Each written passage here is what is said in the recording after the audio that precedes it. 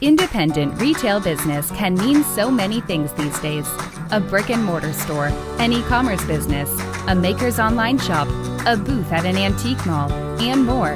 No matter which category you're in, Kathy Cruz, a fellow retail business owner and retail educator, will teach you how to market and manage your business efficiently so you can spend time doing other things you love. Welcome to the Savvy Shopkeeper Podcast.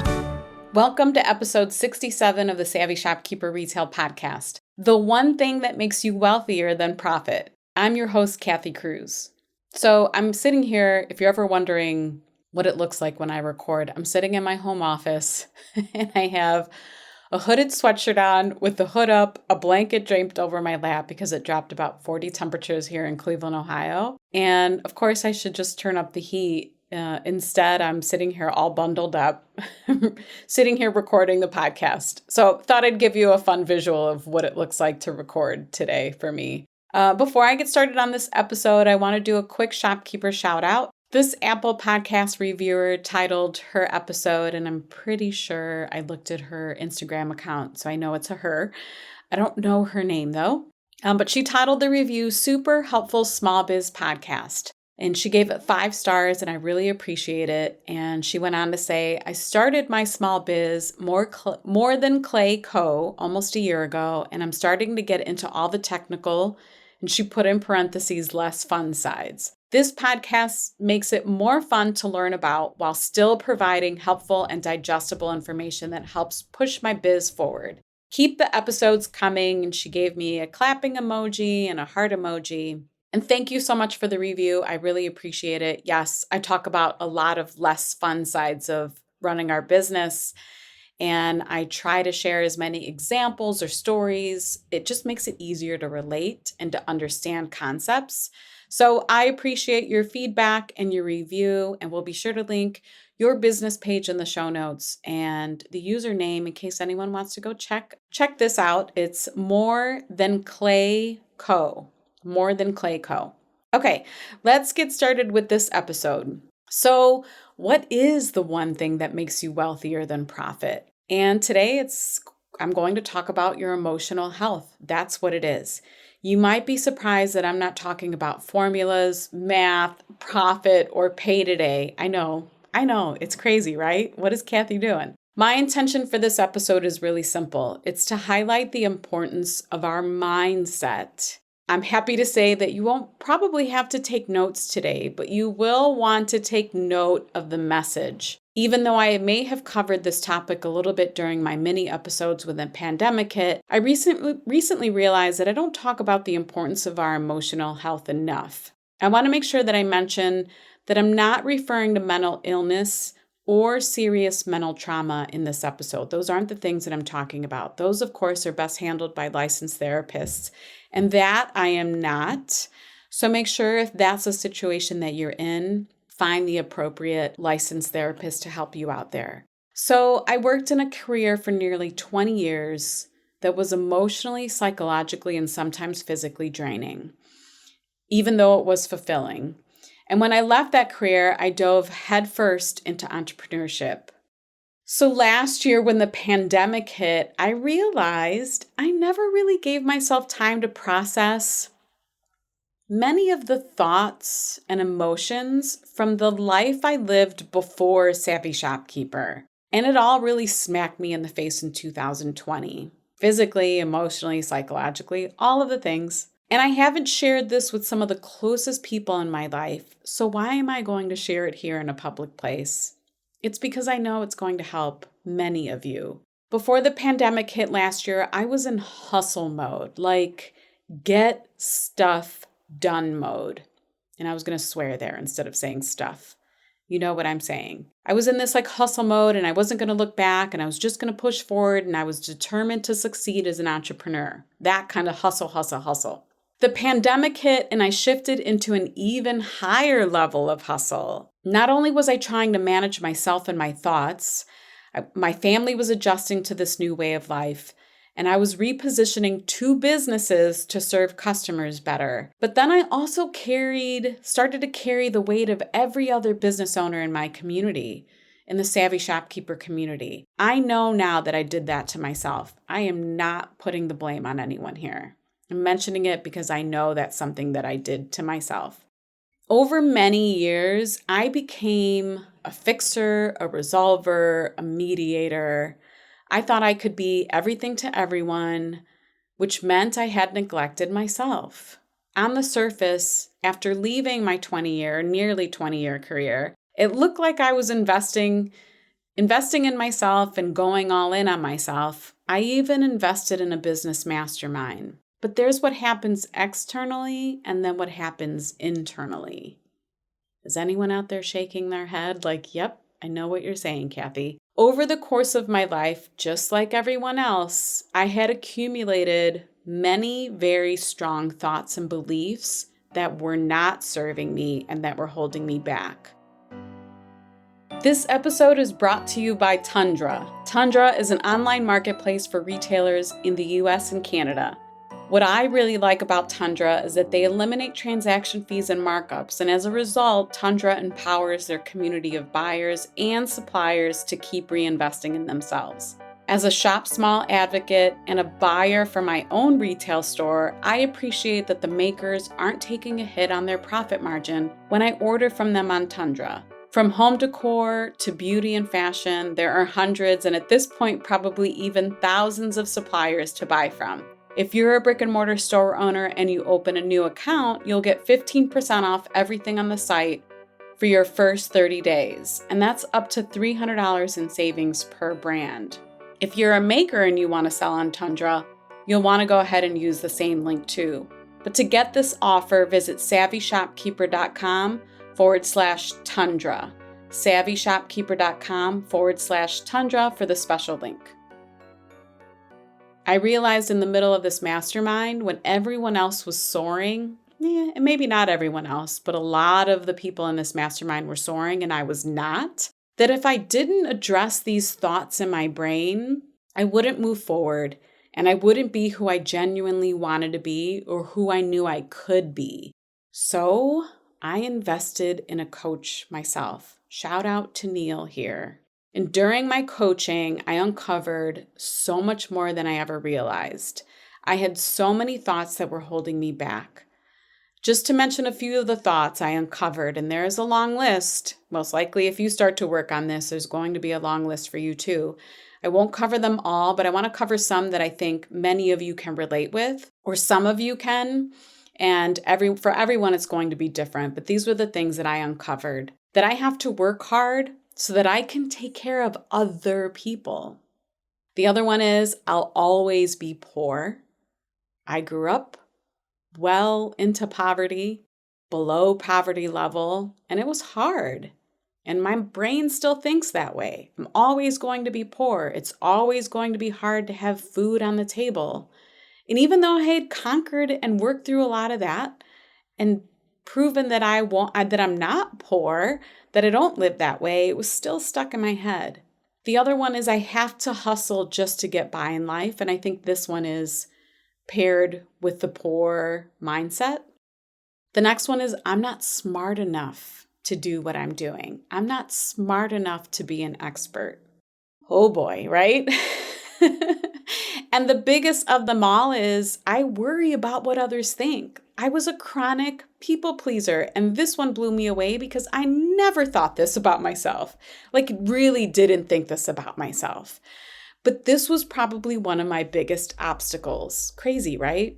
As a result, this is the biggest takeaway from that, is I was blaming everyone else for not being where I wanted to be. Little did I know it was me that was holding myself back. It had nothing to do with other people. I was doing it to myself. Talk about a massive aha moment. These thoughts were causing, without sounding melodramatic, these were causing a bit of turmoil, inner struggle within me. None of them were serving me well. None of those thoughts. Because what I was thinking was not aligned with who I wanted to be or how I wanted to live my life, it caused a lot of inner struggle for many, many years. I just didn't know it. So you may or may not be able to relate to my thoughts or inner struggles. But I'm sure there are some of you who are thinking like, yes, Kathy, yes, I know exactly what you're talking about. I think that too. And I'm sharing some of these really personal things because I know many of you have thoughts that are holding you back too. I know because I see it in the shopkeepers in my communities. I see it in one-on-one clients, and I help them work through these thoughts, which then helps their emotional health. The number of times I see them sigh with relief, drop their shoulders because there's this like big weight lifted off, or when a huge smile forms on their face because they're discovering more positive and energizing thoughts, it's really incredible.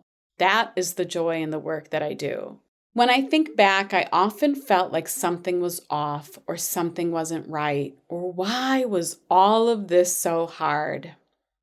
I didn't realize that I needed coaching for myself. Talk about a palm to face moment.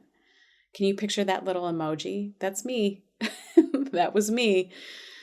I often said to myself, why didn't I see that on my own? Once I started identifying what those obstacles or what the negative thoughts were in my head, I just thought like, why couldn't I see that myself? And the expression, you can't see the forest for the trees, applies here.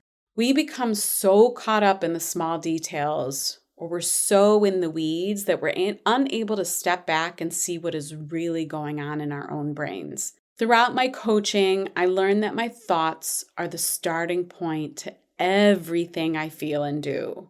So I needed to identify the many thoughts that were holding me back, and I needed to start shifting them. And once I started doing this, I almost felt like a bit of an expansion from within. I definitely felt weight lifted off my shoulders. And I felt like the clouds above me, like they just started to separate a little bit and the sun started shining in. There was just, I guess, what I really started to experience was clarity. This episode is brought to you by Flowdesk. Email marketing shouldn't be so hard. That's what I thought for years when I struggled using another software program to design and send emails for my retail store. Then Flowdesk came along. Now it's so easy to design and send beautifully branded emails to our customers that convert into sales. I also use Flowdesk to send the Savvy Shopkeeper newsletter. Flowdesk is a woman-owned company, and the software is in beta, which means they're still new and building some features, but personally, I have loved it. If you have an email list of over 1,000 or more subscribers and you send emails to your customers pretty regularly, you know the monthly price for email marketing can add up. At this time, Flowdesk is offering unlimited subscribers and unlimited emails for $38 a month. But I have a special offer for you. You can have unlimited subscribers and send unlimited emails for only $19 a month. To get half off the monthly price of $38, yes, that's only $19 a month, visit savvyshopkeeper.com/Flowdesk for a special link. That's savvyshopkeeper.com/Flowdesk, FLODESK.